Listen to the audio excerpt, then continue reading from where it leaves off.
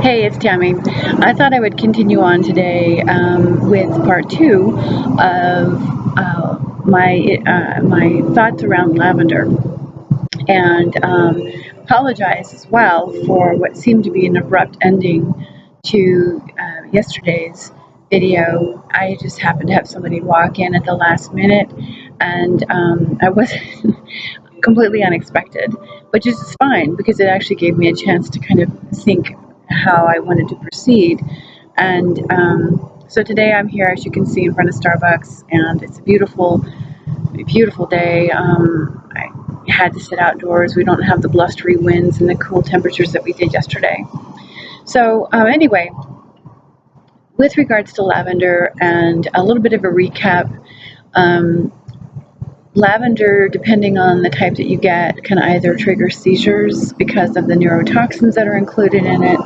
And again, these are lower grade or different plant varieties of lavender that are frequently used in a lot of body care products because they are less expensive to produce. So it's costing the manufacturers of these products a lot less money to put together, and why they can pass that cost on to you, keeping it reasonable. This isn't to say that there's a bad thing, because the fragrance is delightful, yet at the same time, we have to understand how our chemistry is consistently being altered no matter what you drink, ingest, inhale, apply. It doesn't make any difference, and it doesn't necessarily mean that there's going to be an immediate reaction by the body as well. This is one of the biggest problems that many people have, is they'll try something and they go, oh, that didn't work. Well, more than likely, it obviously didn't create the symptom relief that you were seeking.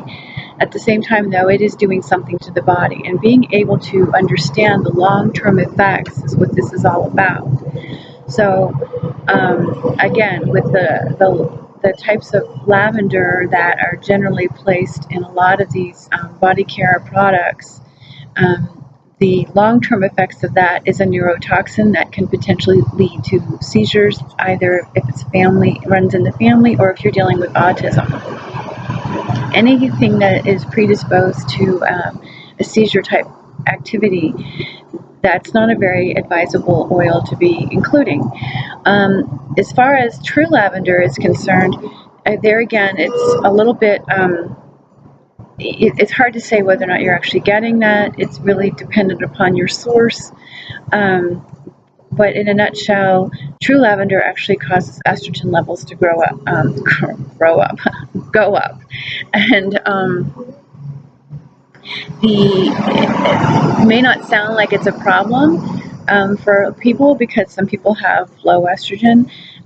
However, if you are predisposed to breast cancer or prostate cancer in the family, you want to avoid true lavender just for that reason. Regardless of how soothing and calming it is in the beginning, long-term estrogen elevation causes irritability, causes agitation, and when we're talking about or breast cancer, if it's not being metabolized properly by the body, you see estrogen is metabolized and broken down into various secondary metabolites, different forms of estrogen.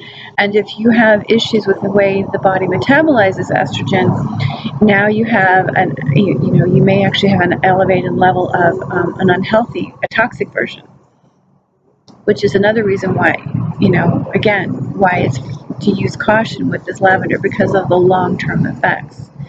And as I mentioned, the other thing that it does, the other condition that concerns me with is autism, or ADHD, any chronic anxiety, because again, to guess at what's causing anxiety, it's a hit or miss, because there's any number of chemicals in the body can trigger an anxiety attack. Maybe low norepinephrine, maybe blood sugar issues, possibly high histamine, and generally there you go. If you have high estrogen, you have high histamine, or vice versa. So the way anxiety works is very different depending on the individual and the chemical imbalances. So Using caution with true lavender in this arena is incredibly important as well, because as I said, it can long-term effects is estrogen goes up, histamine goes up, and then the next thing we see is yeast goes up, and that's a big problem for many kiddos living with autism. I see a lot of clinicians treating these kids for higher than desired yeast levels. And again, with the histamine and the estrogen, so it's hard to say which one is higher than the other or which one prompted the other, but it is an important aspect to lavender. Therefore, if the calming, soothing effect is what you're looking for, and you don't have other options, or you don't know what other options to use other than because lavender works, you might want to look into the specific constituents in the oils.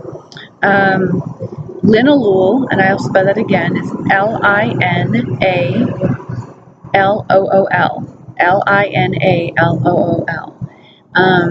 There's a type of thyme called thyme linalool that could be potentially substituted. Holy basil will actually have the same effect. Myrtle, green myrtle also has a very calming and soothing effect. Has a good amount of linalool in it, and it also works with chest respiratory issues. So again, depending on what immediate relief you're looking for, as well as long-term effects, there are options out there. It's quite easy to look into the various constituents, especially if you're getting the tests, the chromatographs, the spectrographs that reveal the individual constituents and the oils that you're using, and that way you can better gauge what your best options are. If you have any questions about what types of oils contain linalools, and in addition to what I've already listed, then by all means let me know. If you're not sure what resources that you can access, there's a lot of books on the different oils that will list their constituents. And if you would like to know some book information, book titles that I would encourage you to look into, again, let me know. You can contact me via email. That's probably the best way, because then it's a little much to be listing this information. But if I get enough requests on the comments below, then I'd be happy to identify some books that you could look into for yourselves. And it might make it a lot easier too when it comes to me naming specific constituents that would benefit the health conditions we're talking about and the symptom relief. So I really, again, want to emphasize long-term effects. This is really what we're looking for. Yes, we do want the symptom relief, and that's the reason why it's really important to pay attention to the constituents. And at the same time, the combination of constituents in an oil affects the body on different levels. And so recognizing what you're actually creating long term, or the potential there, is incredibly important to keep in mind, as well as remembering to change up your oils. Now, that said, it's if you want to use lavender for a short amount of time, and what I mean by that is a couple of applications until you find something else, by all means do so. I'm talking about the long-term exposure of the various products that are available on the market that contain these scents. Some things do list them as essential oils. Whether or not they're true, I should say authentic, genuine and authentic essential oils remains to be seen. Essential oil is basically the secondary metabolite of a plant. How it's been altered, I don't know the source of these ingredients. And what I do know is about a lot of body care products, because I've actually worked in that field. I've actually helped put together products. I have friends who regulate a lot of these products. 1% of the product only needs to be organic to be considered organic.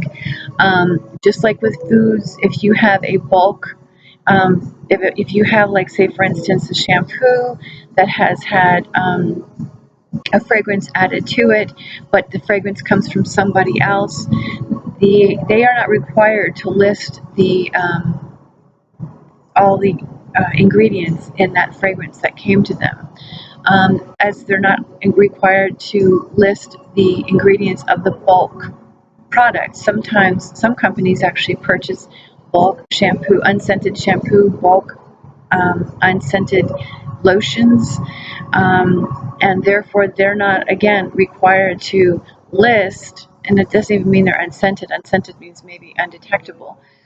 They're not required to list the ingredients that they get from somebody else. They're only required to list the ingredients that they themselves placed into that product.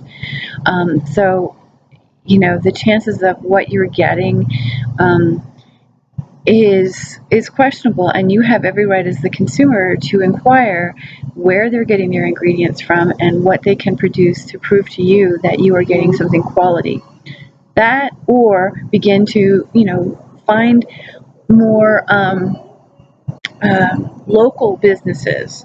There are a lot of small businesses now making body care products that are awesome, and that they are quality ingredients that you could potentially even add the fragrance to yourself, and now you've been able to change your fragrance up and not consistently use the same oils. That would be to your best benefit.